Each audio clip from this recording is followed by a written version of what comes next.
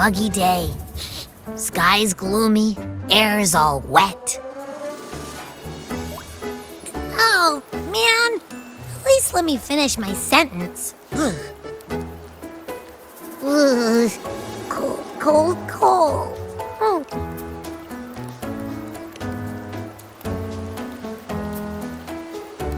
All right, I'm famished. We barely had a bite sprinting all the way here from Ragusa.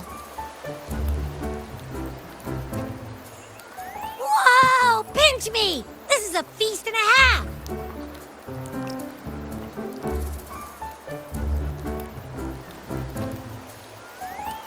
Hey, Rover.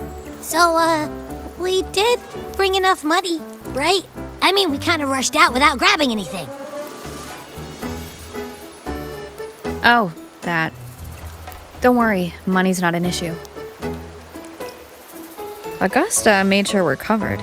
All our food and lodging here in Septimon is built straight to the Ephor's palace. But I think the owner might have overdone it a little. Ha! Better get used to it. You're the champ of the Great Aegon. And you know me. If food's on offer, I'll be a scoffer. Yeah, no leftovers, guaranteed.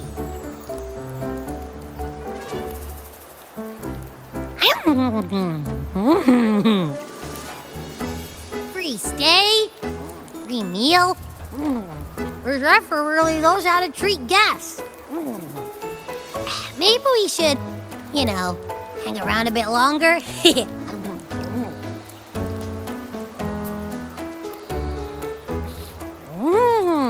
This smells amazing!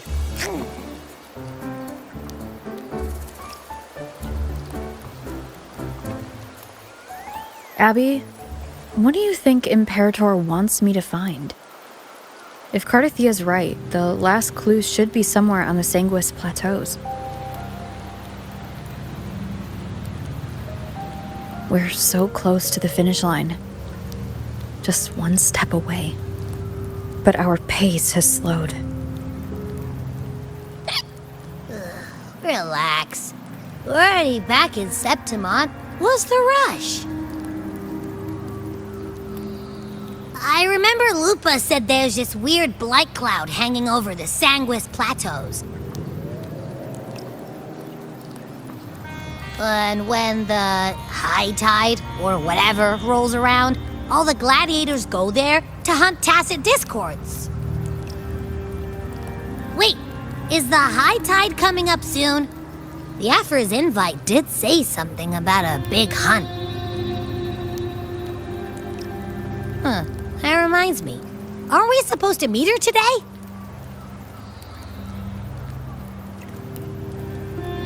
A messenger came this morning. Augusta is dealing with an emergency, so our meeting's postponed. Looks like it'll be a while. An unexpected change. It's throwing everything off course. I don't like the feel of it. And why me for this hunt? If it's about the Great Aegon, the messenger said none of the other gladiators were invited.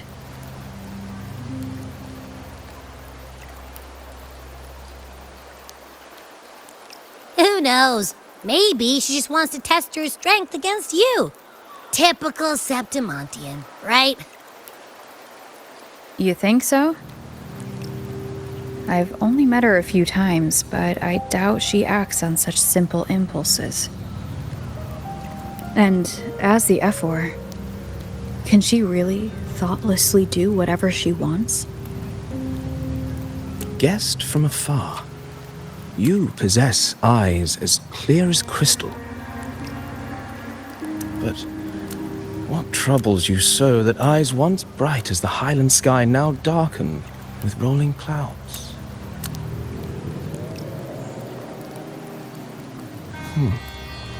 A warrior who walks the blade's edge does not falter over trifles. The clouds, if I may guess, are cast from the throne. At the peak of Capitolini Hill, beneath the pale walls of the Ephor's palace, secrets lie buried. And the most intricate among them are those born from the pursuit of power. Even one as honorable as the Ephor must learn when to be ruthless. In Septimont, a city forged in iron and blood, anyone who seeks the throne without knowing the cost is no better than a lamb marching to the butcher's knife.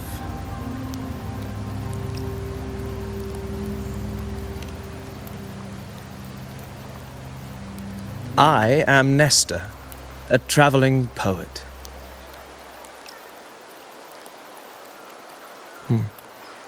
The rains in Septimont never seem eager to leave this season. So then.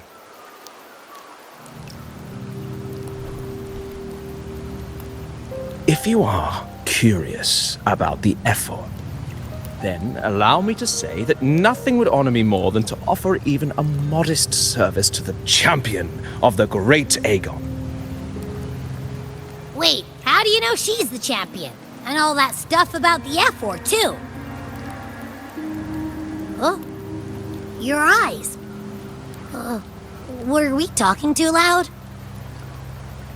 To see and to hear are but two of the many ways to perceive. Trusting the senses is a habit, a natural expedience, but not the only option. Truth be told, I've been gathering inspiration for my next epic, and its protagonist is none other than Augusta, the Ephor of Septimont. That's why I speak of her with some familiarity. I have a feeling your tale with her will soon be written, and knowing more about those who walk alongside you is rarely without its benefits.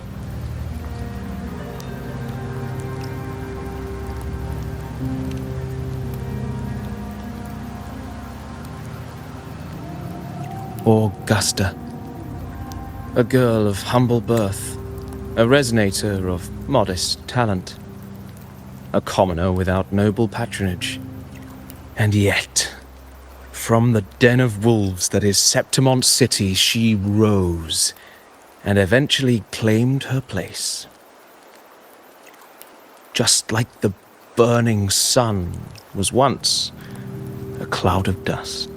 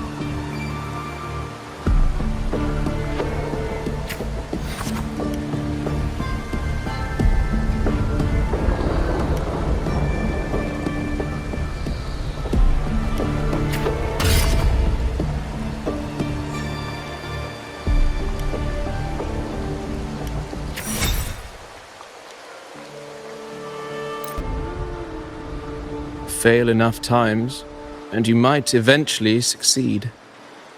Should we call it resilience? Or mere stubbornness? Or perhaps, for a girl who has lost everything, there was never a second option. She had no one to trust but herself, and naught but a blade to hold. And yet, as the first stanza of an epic, this is nothing extraordinary. Since the lament, across the scorched lands of Solaris, I've heard this story repeat itself, again and again. Greatness. Yes, our era has certainly seen it. But true greatness is never found on the first page of a story. Courage, glory, and honor.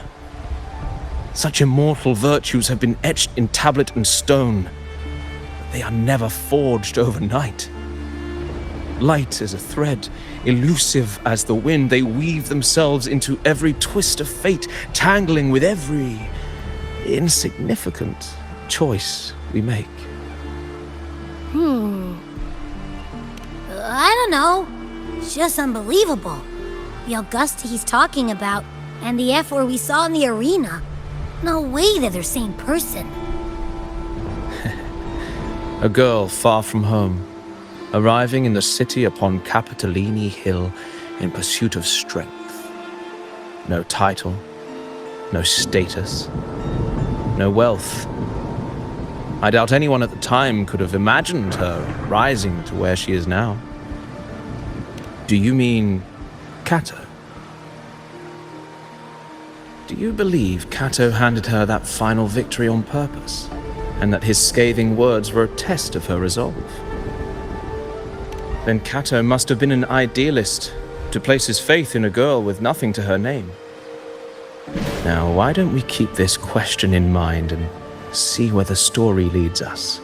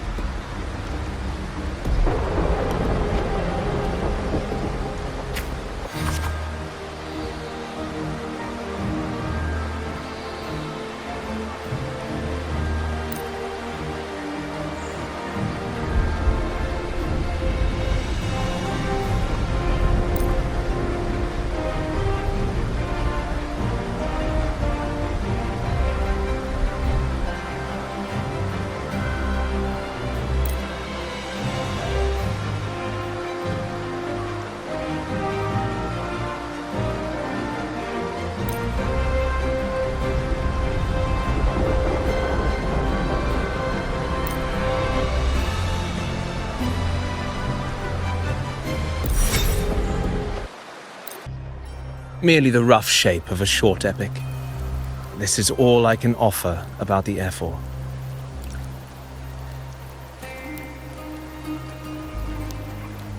Now, as a listener, what do you make of my narration?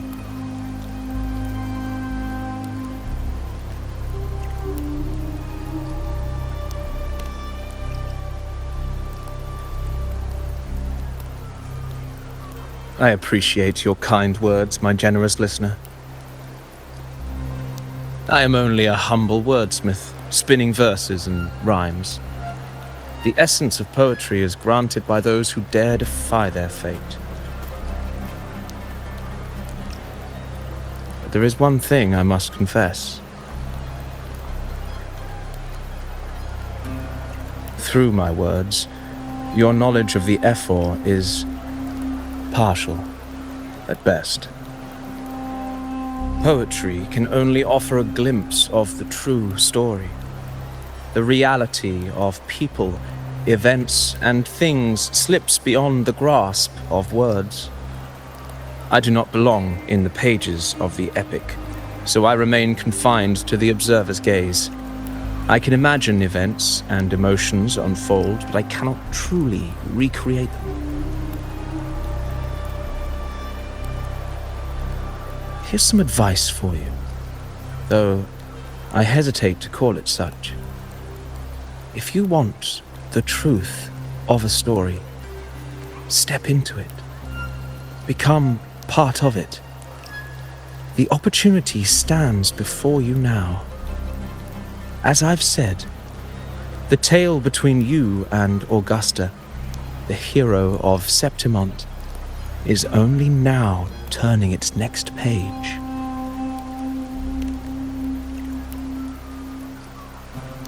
It's not difficult to see.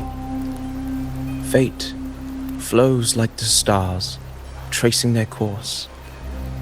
Your destination is written in the steps you take.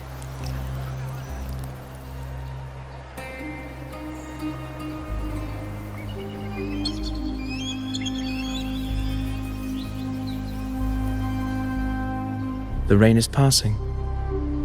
I hear it ceasing its symphony upon the earth. It is time for farewells.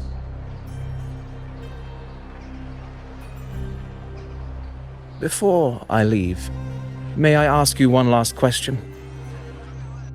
What is it that has lifted Augusta to the seat of power? What is it that makes a ruler?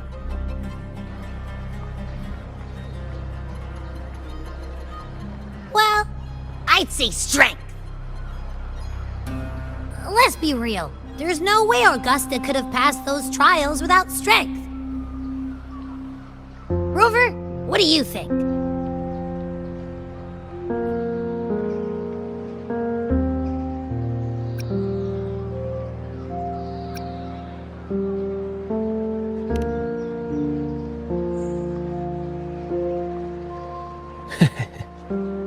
You needn't rush to answer now. Keep it in mind as you continue your journey. When the final chapter is written, the answer will reveal itself.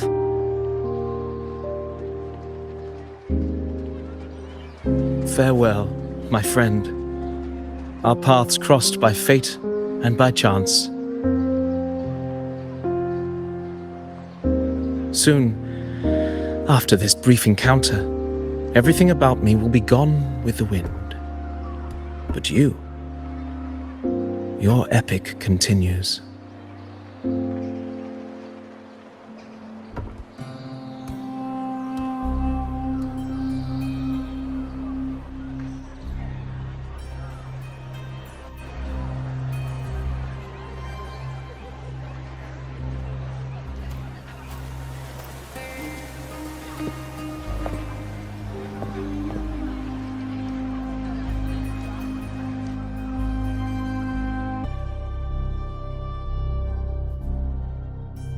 Your Excellency, you have indulged her too much. As the priestess, you know is far too unruly in both action and word. It's a disgrace to her title. Indeed. She entered the palace unannounced, uninvited, and with no decorum. A blatant affront to the authority of the palace. Same as always. Senators, all she crossed was a doorway. One too insignificant to carry the weight of our authority, or defend anyone's fragile pride. Let us not forget, it is not the walls of Capitolini Hill that command fear. It is my will, my sword, and our relentless conquest. I know your fear. You fear a priestess's voice drowning yours, and a rebel challenging the Senate's rules. But listen well. Power does not bow to sycophants, cowering behind their traditions. If you seek power, then step from the shadows. Face me, and prove yourself worthy.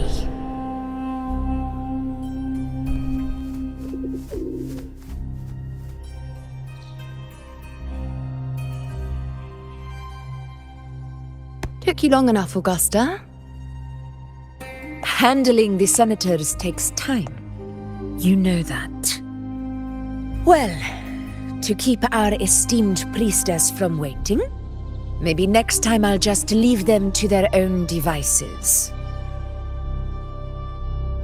I'll make sure they record every detail of your feat, and relay it word for word to Grandmother Lilibet. Priestess Iuno, unruly behavior, left Tetragon Temple without permission, and trespassed into the Ephor's palace. I wonder, who will lose it first? Lilibet or you? Let those old foxes report me all they want. If they step into the tetragon left foot first, I'll shoot the left. Right foot first, I'll shoot the right. Hey, I'm with you on that one. The Senate should be reminded now and then that the Tetragon's kindness is not a reason to take Priestess Yuno lightly.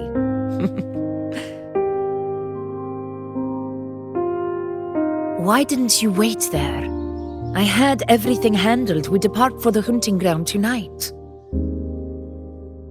If anything changed, you could have reached me by my terminal. You didn't need to come all the way here.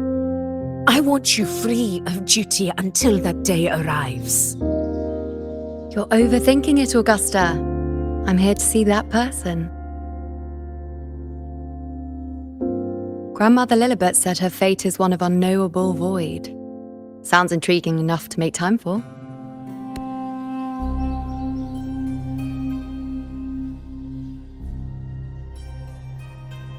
So that's it? Too bad. The ship from Laguna won't dock until tomorrow morning, and we'll be gone by then. Ugh, what a hassle. Patience, you know. The warrior has accepted the invitation. So, you'll have plenty of time to meet during the hunt.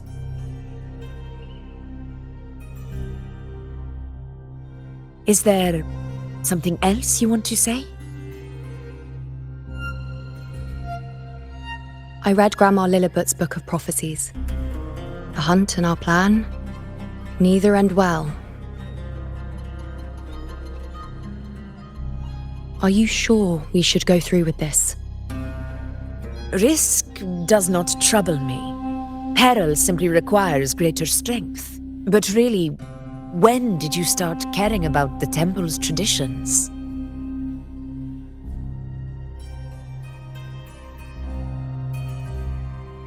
O ye faithless of Septimont, the divinity is enraged. Should your ruler defy their will again, doom shall be your fate.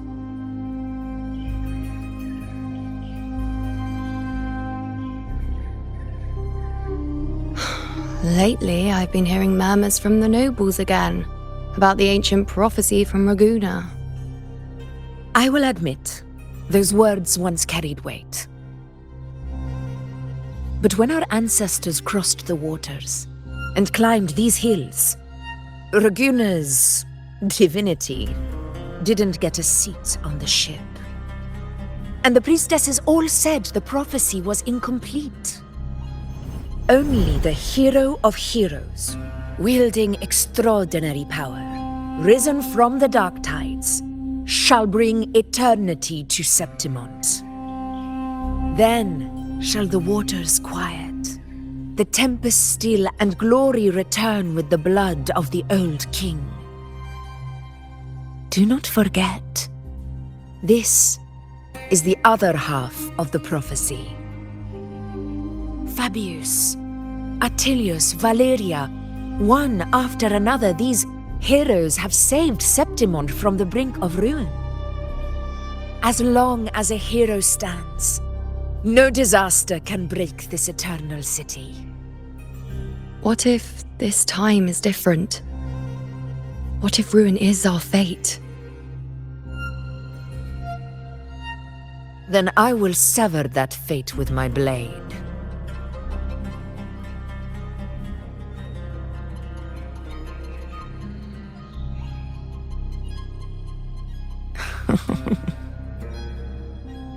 What's so amusing?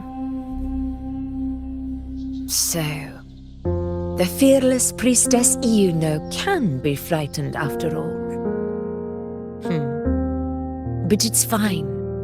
If you're afraid, don't push yourself. I can handle this alone.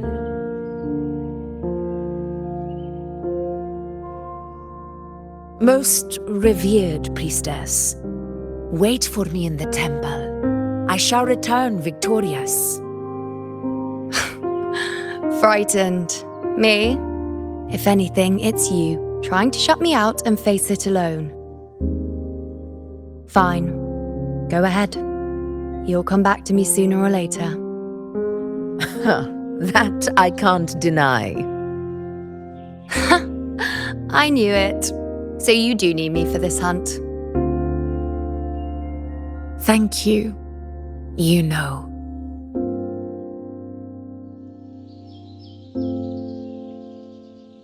Why are you saying this?